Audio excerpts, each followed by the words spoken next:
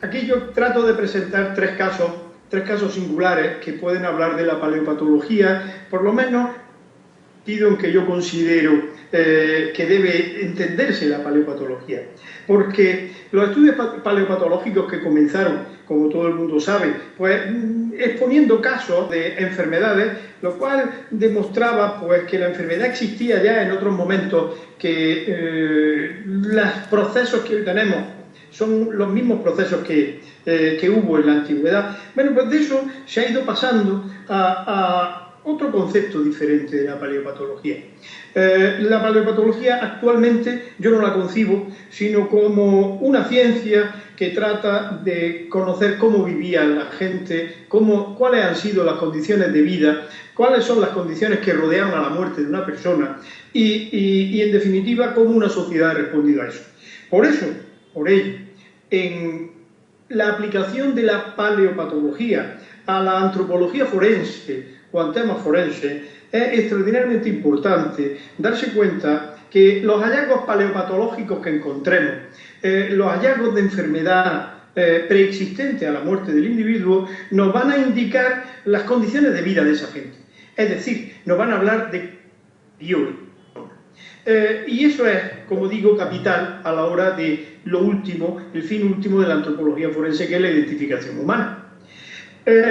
Por ejemplo, cuando nosotros hablamos de unos restos con artrosis, de un sujeto que tiene una gran cantidad de lesiones artrósicas en el esqueleto, estamos hablando ni más ni menos, no de que un individuo estaba muy enfermo o poco enfermo, no. Estamos hablando de que un individuo que sobrevivió a unas condiciones difíciles y es un individuo en el cual la aparición de artrosis paradójicamente representa que es un sujeto que tuvo una calidad de vida. Claro, porque si encontramos un esqueleto de una persona de 18 años, difícilmente va a tener artrosis. Claro, sin embargo, si encontramos un esqueleto de una persona de 90 años, absolutamente seguro que va a tener artrosis, con lo cual quiere decir que ese sujeto ha sobrevivido. Por tanto, será para nosotros, para los antropólogos forenses o paleopatólogos, para nosotros significará pues un indicativo de unas buenas condiciones de vida, de una buena sociedad que lo ha acogido a esa persona, que ha permitido que sobreviva en el tiempo. Así que, bueno, por eso es por lo que cuando encontramos los restos podremos hablar de cosas diferentes. Y yo me he atrevido a traer tres casos ante los colegas de América, tres casos que considero importantes porque cada uno de ellos querrá decir una cosa diferente.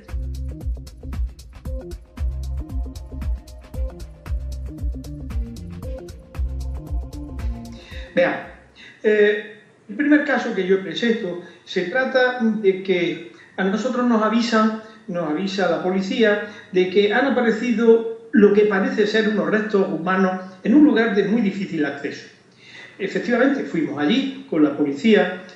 Nosotros siempre tenemos la suerte que trabajamos médicos forenses, policías y nosotros siempre en equipo. Entonces, efectivamente, era una madriguera de alimaña y en esa madriguera había restos dispersos humanos. Bien, ¿qué podía ser aquello? Sí, eran restos humanos, pero no había habido denuncias, no había habido desapariciones, no había habido nada en la zona que pudiera indicarnos que aquella persona podía identificarse. Sin embargo, al poder estudiar aquellos restos, vimos que había una diferencia muy grande entre un lado y otro, y la lateralidad era muy diferente. Y por eso ahí se pueden ver en las imágenes que presento las diferencias que hay entre un lado y otro del cuerpo.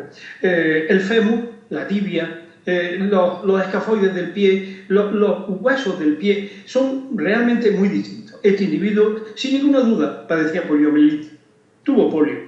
Bien, la polio hoy día en todo el mundo es algo que está casi erradicado. En mi país y en el vuestro está erradicado, de verdad, de hecho. Sin embargo, yo recuerdo de pequeño que era muy frecuente esta enfermedad. Bueno, entonces, conociendo ese dato, el único que teníamos, no teníamos cráneo, no teníamos nada, bueno, pues conociendo que se trataba de un sujeto con poliomielitis, entonces empezamos a investigar en la zona Y resulta que hacía 25 años, un muchacho deficiente mental de la zona desapareció. La familia era muy humilde y pensaron, pues no sé, que el chiquillo se había marchado, que se había ido a algún sitio, pues tal vez huyendo de esa miseria en la que vivían, pero ahora se ha podido y se pudo demostrar que se trataba de esta persona. Sencillamente, este muchacho se despeñó, cayó por un barranco, quedó muerto abajo, y las alimañas dispersaron después los restos, que 25 años después se pudo solucionar este problema, esta tragedia familiar, precisamente porque este sujeto tenía polio.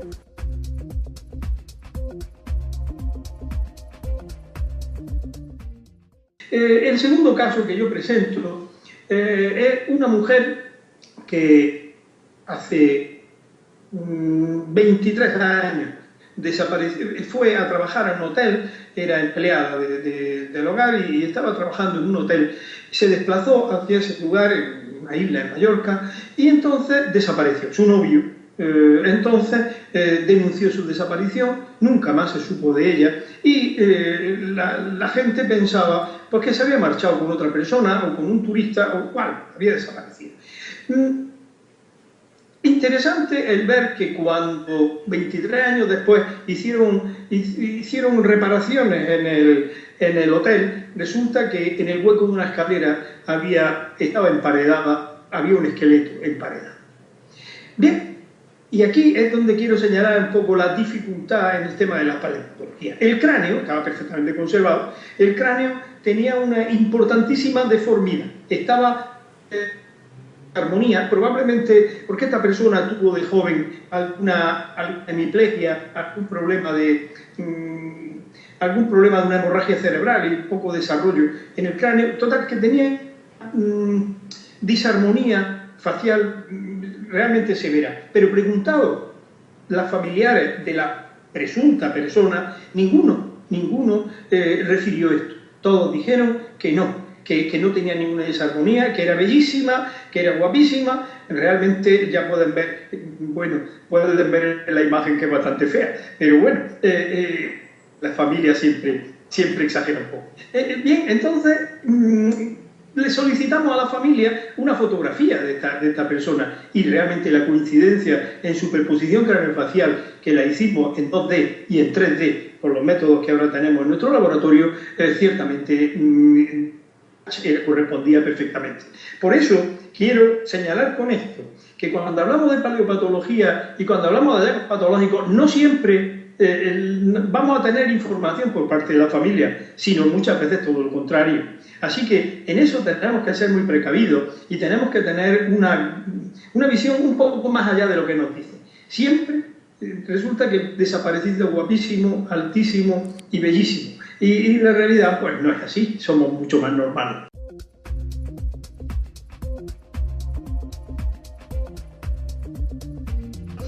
Y la tercera incide un poco también en lo mismo. Se trata de un hombre que desaparece, la mujer, una persona con una personalidad un poco.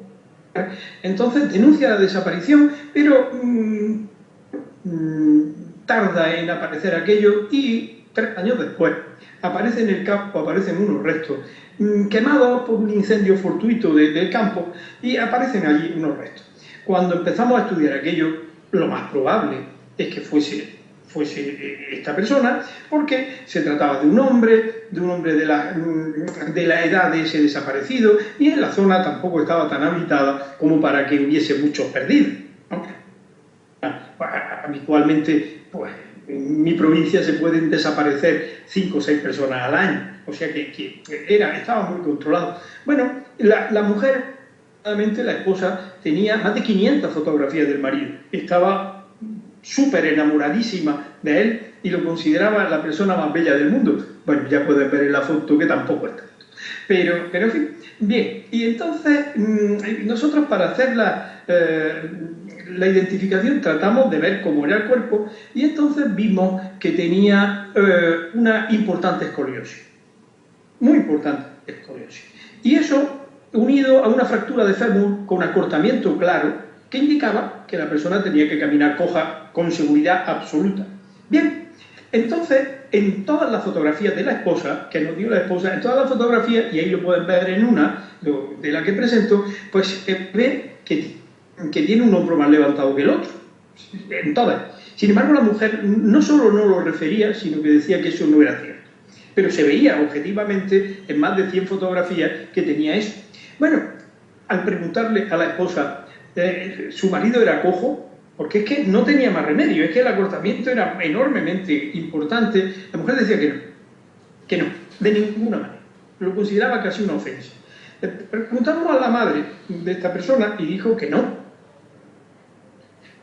Le preguntamos a la hermana y dijo que no, y teníamos un grave problema, porque ¿cómo identificamos esto? Si es que casi no podía ser más que este. Bueno, y en un momento dado a la esposa le preguntamos, bueno, ¿cómo caminaba su marido? Y decía, es que mi marido era muy agradable y caminaba moviéndose, contoneándose mucho. Era cojo, no se habían dado cuenta. Por eso, quiero decir con estos ejemplos, la paleopatología tenemos que tener mucho cuidado. No es oro todo lo que reluce, ciertamente. Tenemos que tener una capacidad de ver un poquito más lejos de las cosas. Y también tenemos que tener en cuenta que la paleopatología no es panacea en la mayoría de las ocasiones. Es decir, la paleopatología podrá indicarnos datos enormemente valiosos, pero siempre que se quede marcado en los huesos. El hueso es lento en reaccionar. El hueso no sabe que su dueño se muere o que se ha muerto. No, el hueso continúa funcionando. Pero cuando una cosa se marca en el hueso, se queda marcada. Esa es la gran ventaja de la paleopatología y por eso es una herramienta fundamental para complementar los estudios en identificación humana y en antropología forense.